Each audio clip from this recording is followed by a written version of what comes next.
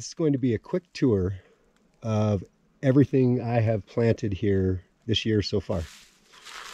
So in the tire, we have 6 red potatoes and 1 purple potato in the middle. Here's my other potatoes. Purple, white, or gold, Yukon gold, purple, Yukon gold, and another purple. So this long Ruth stout bed here I planted, I've got some comfrey, and this whole half here, I'm going to plant peppers. My pepper plants just aren't quite ready to transplant yet.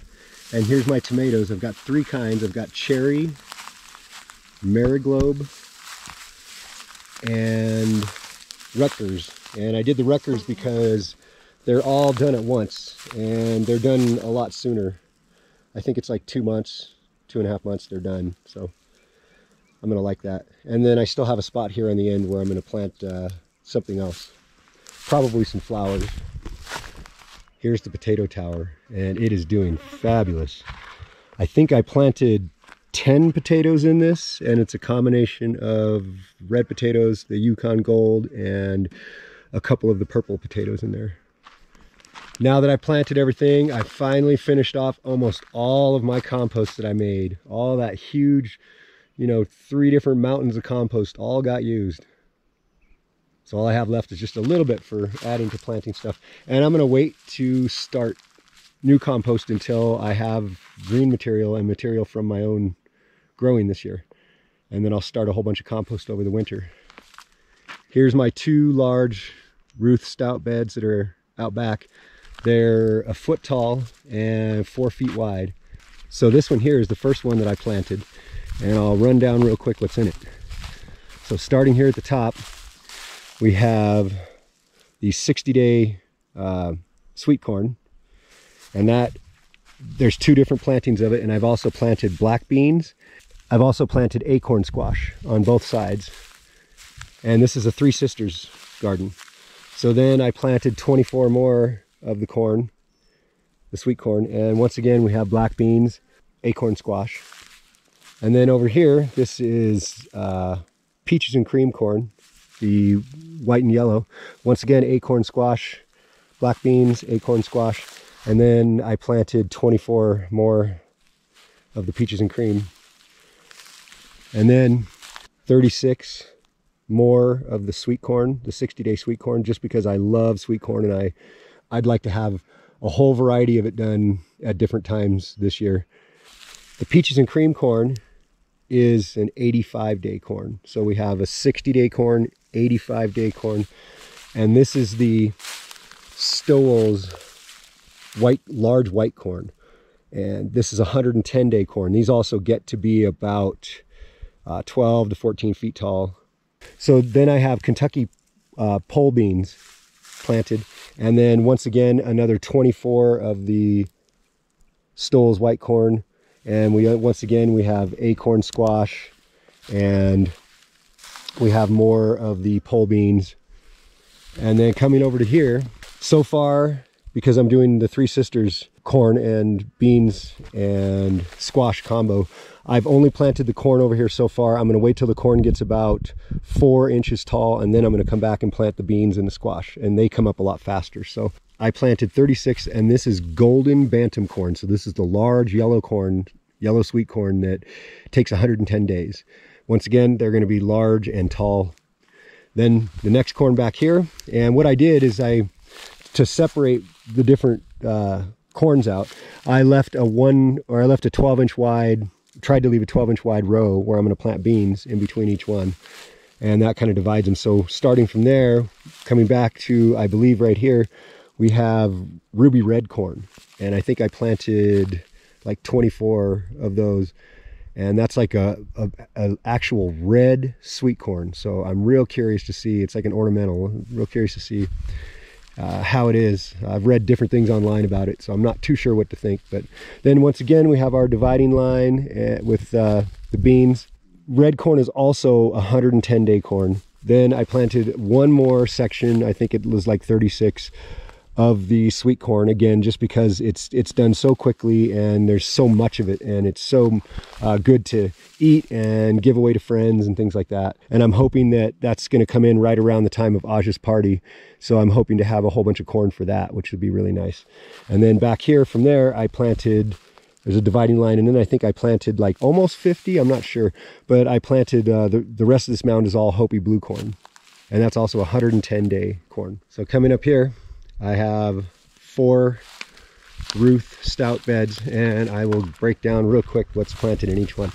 So starting on this one, now each one of these down the middle, I planted sweet peas, or one of them I planted beans, and the other 3 I planted sweet peas. The reason why is I'm using those as a nitrogen fixer and to help feed these mounds as the stuff grows. So here we have Oregon sugar peas, and then we have I planted 6 sugar pumpkins, and then I have like a regular like store-bought cantaloupe through here. I can't remember what the name of it is, but got cantaloupe.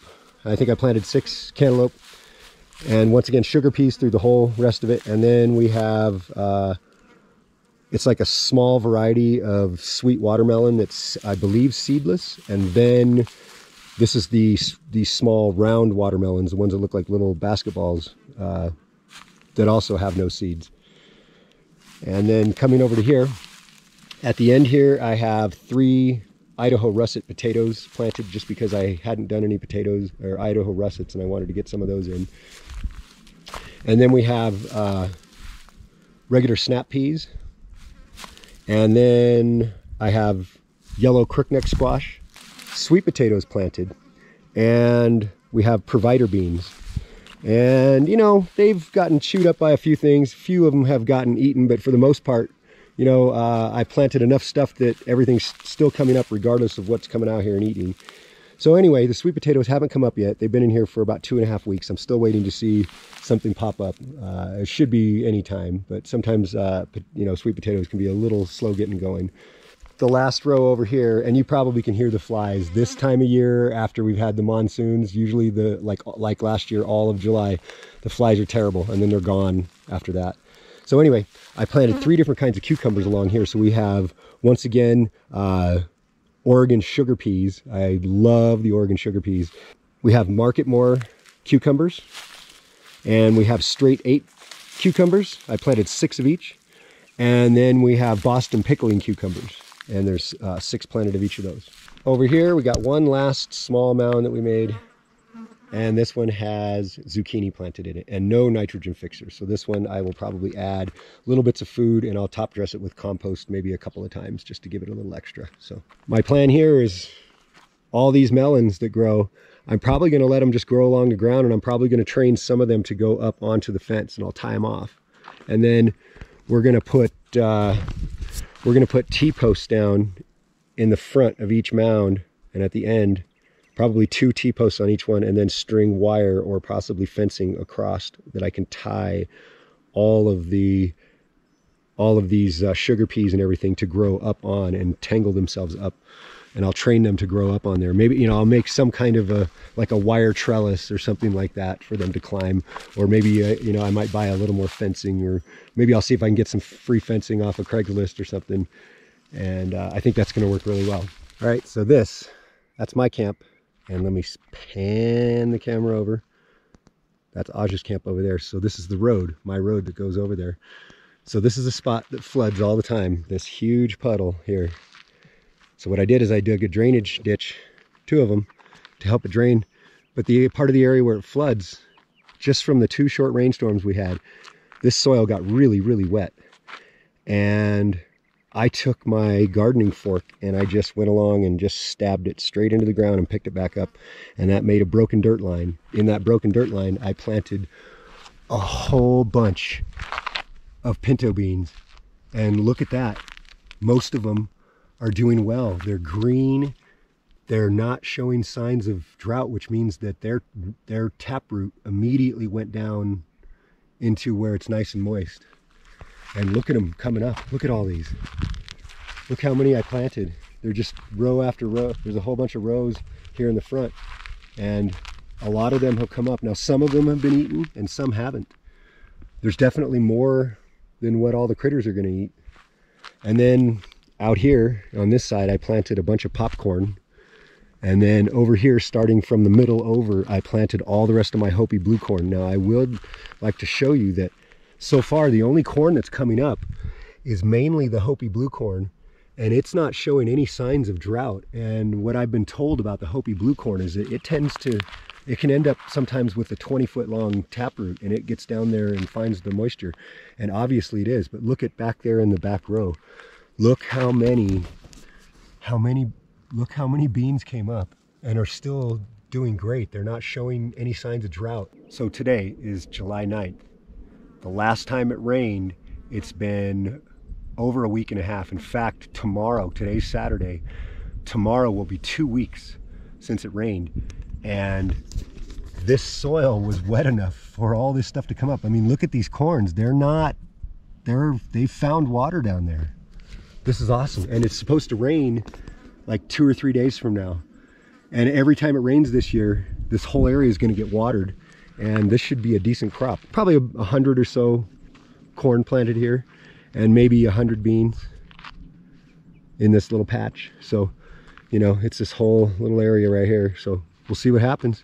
Every time it rains, I've just decided I was going to plant it and walk away and leave it. I'm never going to come water it no matter what it looks like. I'm just going to let the monsoons take care of it this year.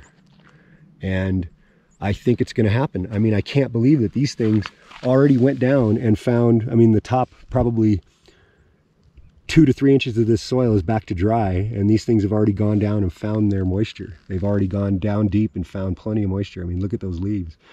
And I'm also impressed with how green they are. So we'll see what happens. This is going to be a cool experiment. Thanks for watching. Thanks for subscribing. I'll be back again soon.